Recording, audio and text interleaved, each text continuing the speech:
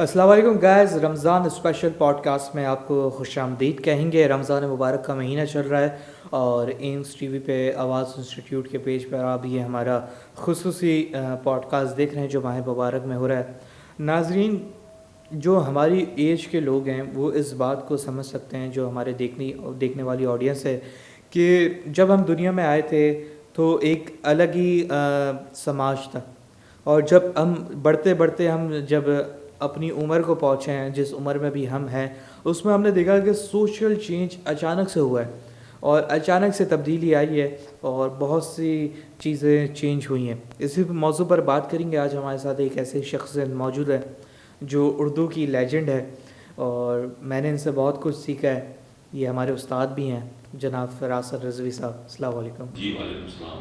سر، رمضان مبارک کا مہینہ چل رہا ہے تو میں اسٹارٹ یہیں سے لوں گا کہ کیسا آپ کا مہینہ گزرتا ہے؟ یہ ماہ مبارک کا یہ مہینہ کیسے گزر رہا ہے؟ اس سے پہلے والے مہینے کیسے گزرتے ہیں آپ کے رمضان کے؟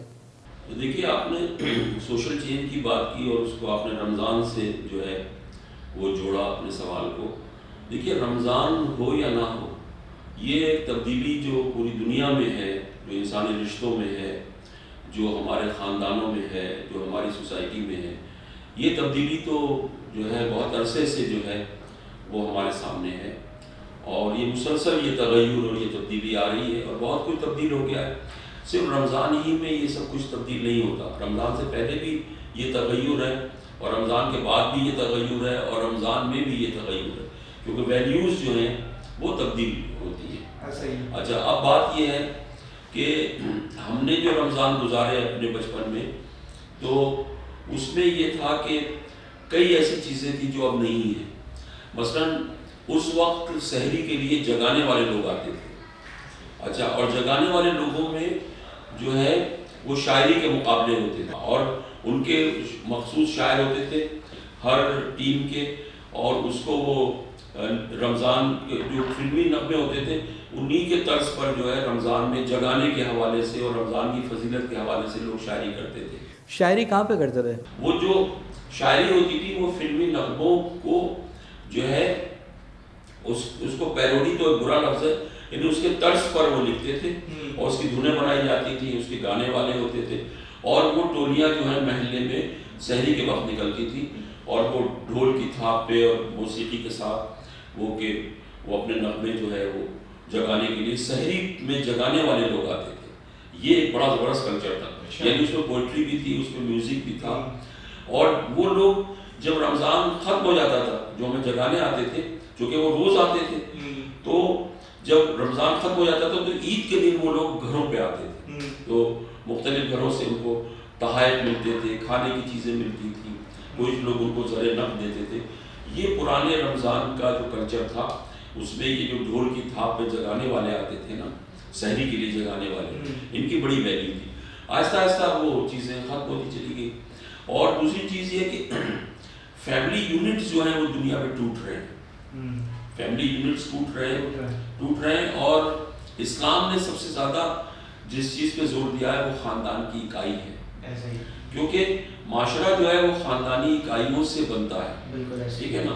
اگر آپ کسی سوسائٹی کو توڑنا چاہیں تو آپ فیملی کی جو اکائی ہے، جو فیملی کی وحدت ہے، اگر آپ اس کو توڑ دیں تو اس سے سوسائٹی میں ایک کیوس پیدا ہوتا ہے، اس سے سوسائٹی میں اقدار کا زوال پیدا ہوتا ہے۔ جیسے یورپ اور امریکہ کے معاشرے ہیں، آپ کو پتہ ہے وہاں 18 سال کا بچہ یا بچی ہو جائے تو وہ گھر چھوڑ دیتے ہیں، وہ اپنے ذاتی رائٹس کو جو ہے وہ کلیم کرتے ہیں، اور ماں باپ کا اس طرح خیال نہیں کرتے، انسانی رشتے جو ہیں وہ بروکن حالت میں ہیں۔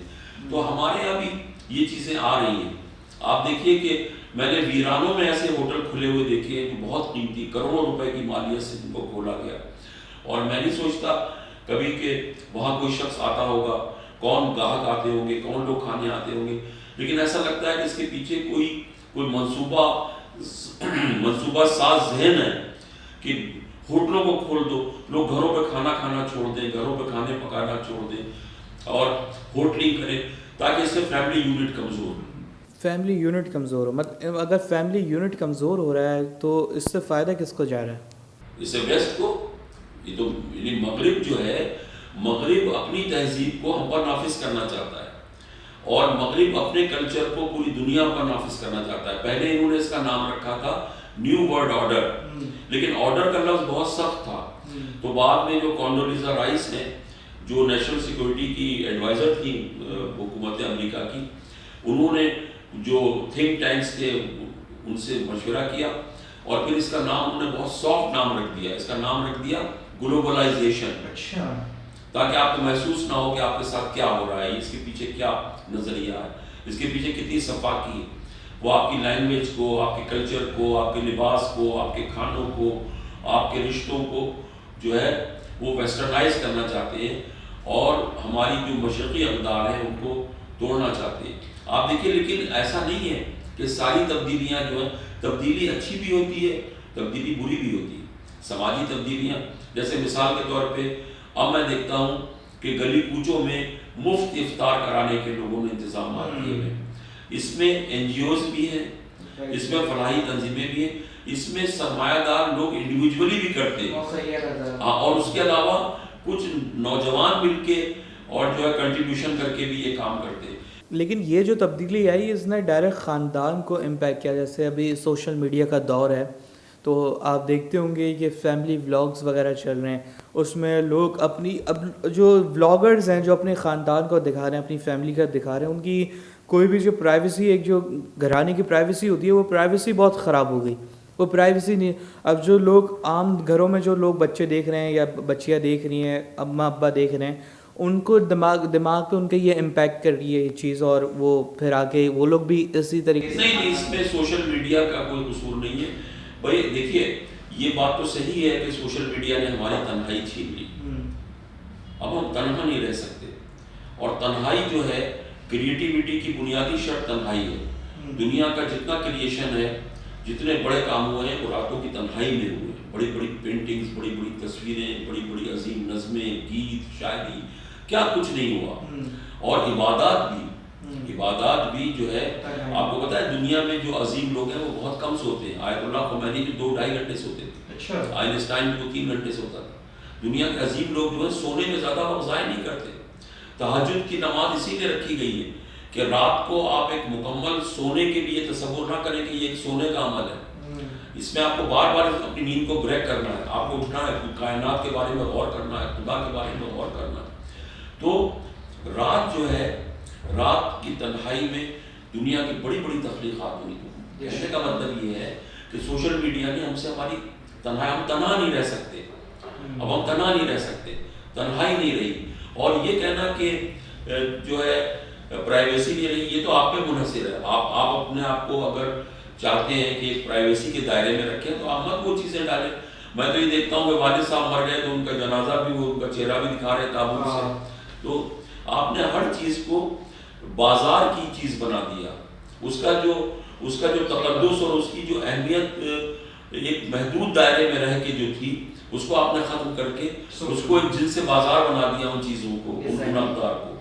تو پرائیویسی میں اس کا قصور نہیں، افراد کا قصور ہے کہ وہ اپنی ہر چیز کو جو ہے، کوئی ٹک ٹاک پہ ڈال رہا ہے، کوئی یوٹیوب پہ ڈال رہا ہے. آپ نہ ڈالیں، آپ اس کو جو ہے محدود رکھیں. پرائیویسی میں اس کا کوئی قصور نہیں ہے، افراد کا قصور ہے. سوشل میڈیا ہم بات کر رہے ہیں، سوشل میڈیا کو بھی چھوڑ دو اور ڈراموں نے بھی ہمارے خاندان کو بڑا متاثر کیا ہے. اسلام واحد مذہب ہے دنیا کے سارے مذاہب میں، سامی مذاہب میں بھی اور جو آریائی مذاہب ہیں ان میں بھی واحد مذہب ہے جس میں طلاق موجود ہے.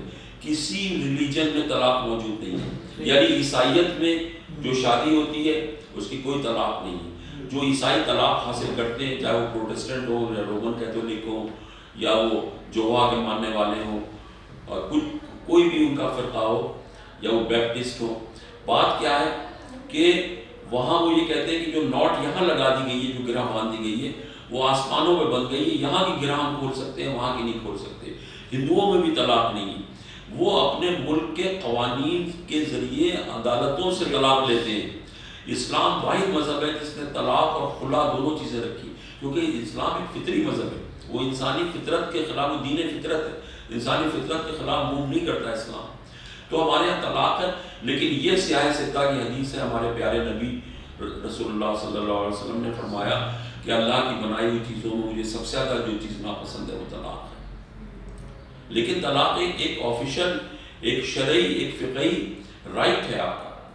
لیکن یورپ یہ چاہتا ہے اور مغربی تہذیب یہ چاہتی ہے کہ انسانی رشتوں کو توڑا جائے, فیملیز کو توڑا جائے. میں نے پاکستانی ایک مصنفہ کی کتاب پڑھی جو بہت بڑی فکشن رائٹر ہے. انہوں نے اپنی کتاب میں یہ فقرہ لکھا کہ ہم لوگ اتنے بیک ورڈ ہیں کہ ابھی تک ہم خاندانوں کے پیچھے پڑے ہوئے ہیں اور خاندانوں کی پرورش کر رہے ہیں, جبکہ پوری دنیا نے خاندانوں سے جان چھڑا دی. یعنی ان کے نزدیک خاندان کو قائم رکھنا ایک رجت پسندانہ عمل ہے. یہ کتنی خوفناک بات ہے کہ آپ اسلام سارا انحصار جو ہے وہ اخلاقیات کا فیملی یونٹ پر رکھتا ہے, خاندانی اکائی پہ, خاندانی وحدت پہ رکھتا ہے. باپ کی عزت کرو, اس کو سربراہ مانو, ماں کے پاؤں کے نیچے جو ہے جنت ہے. یہ کوئی حدیث تو نہیں ہے لیکن حدیث کے طور پر مشہور ہو گیا. یہ عربی کا ایک مقولہ ہے بہت مشہور, اور جنگ جبل میں اس کو ایک نعرے کے طور پر بھی پیش کیا گیا.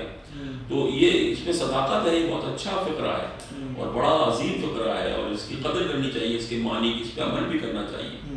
لیکن یہ سب کچھ اس لیے کیا گیا کہ رشتوں کا احترام ہو, رشتوں میں ایک ہیرارکی ہو, مراتب ہو, حفظ مراتب ہو. اگر آپ فیملی کو توڑ دیں گے وہ ساری چیزیں ختم ہو جائیں گی. تو رمضان سے اس کا تعلق نہیں ہے, یہ تو مغرب کی ایک لہر ہے, ایک طوفانی لہر ہے جو چلی ہے. اس کا احساس اقبال کو بھی تھا, اس کا احساس سر سید کو بھی تھا, جمال الدین افغانی کو بھی تھا, جسٹس امین علی کو بھی تھا, مولانا مودودی رحمۃ اللہ علیہ کو بھی تھا, آیت اللہ خمینی کو بھی تھا. سارے اسلام کے بڑے لوگ جو ہیں وہ اس بات کو جانتے ہیں کہ مغرب کس طرح اپنی تہذیب کے ذریعے ہماری اخلاقی قدروں کو پامال کرنے کی کوشش کر رہا ہے. لیکن مغرب کی ساری چیزیں بری نہیں ہیں. مغرب جس طرح ادارے بناتا ہے, جس طرح قانون کا احترام سکھاتا ہے, بہت کچھ ہے جو ہم ان سے لے سکتے ہیں.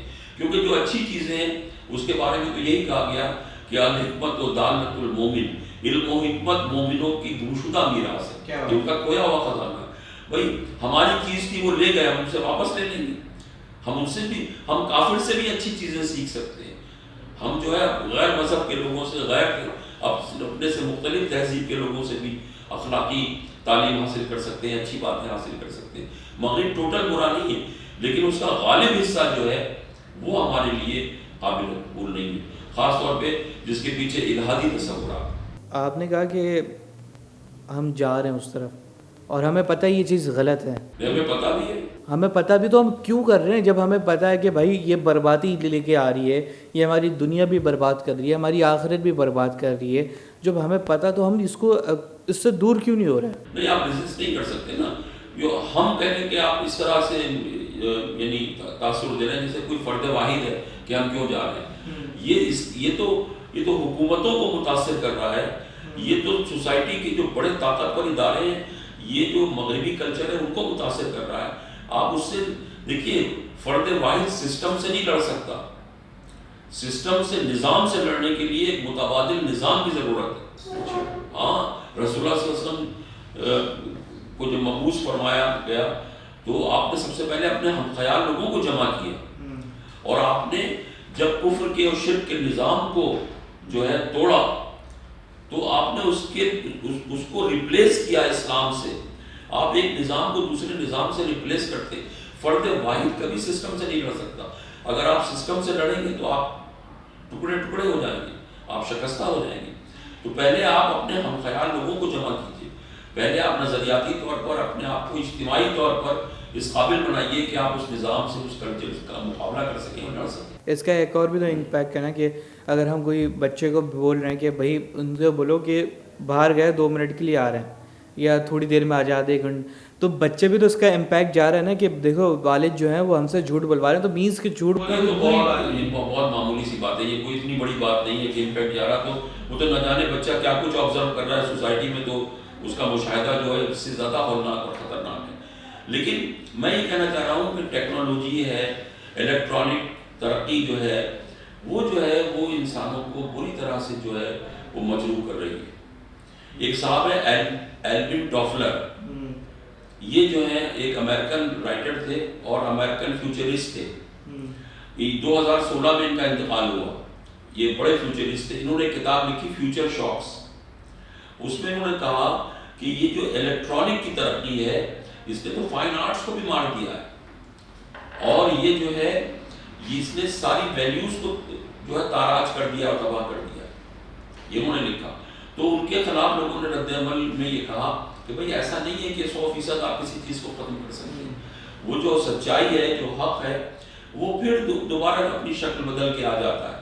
ایسا نہیں ہے کہ مغرب جو ہے وہ بالکل ہی ہم کو جو ہے اپنا جیسا بنا دے گا، ہمارے اندر بھی کوئی ایسی چیزیں، مشرق کے پاس بھی وہ ویلیوز ہیں اور وہ چیزیں ہیں جن سے مشرق ان چیزوں کا مقابلہ کر سکتا ہے۔ شرط یہ ہے کہ ہمارے لیڈرز، ہمارے مولوی، ہمارے دانشور، ہمارے صاحبان اقتدار اس کو سمجھیں اور ہماری مشرقی ویلیوز کو، ہماری مذہبی ویلیوز کو قائم رکھنے میں اور اس کو فروغ دینے میں کوئی کردار ادا کریں۔ ہم رمضان کی رونقیں کیسے باہر لا سکتے ہیں؟ رمضان کی رونقیں وہی ہیں، اب تو میں بتا رہا ہوں نا کہ ہر گلی میں جو ہے 200 آدمی زمین پہ بیٹھے ہوئے افطار کر رہے ہیں، تو وہ اس کا ایک یہ بھی امپیکٹ جا رہا ہے کہ لوگ جو زمین پہ بیٹھ کے کر رہے ہیں، جو جن کے گھر پہ مالی وسائل نہیں ہیں، کچھ ایسا امپیکٹ بھی جا رہا ہے کہ وہ خدا نخواستہ مشکل حالات میں، آپ سحری میں دیکھ لیں، ہم نے لاسٹ ایئر کور کیا تھا، اس سے لاسٹ ایئر ہم نے کور کیا تھا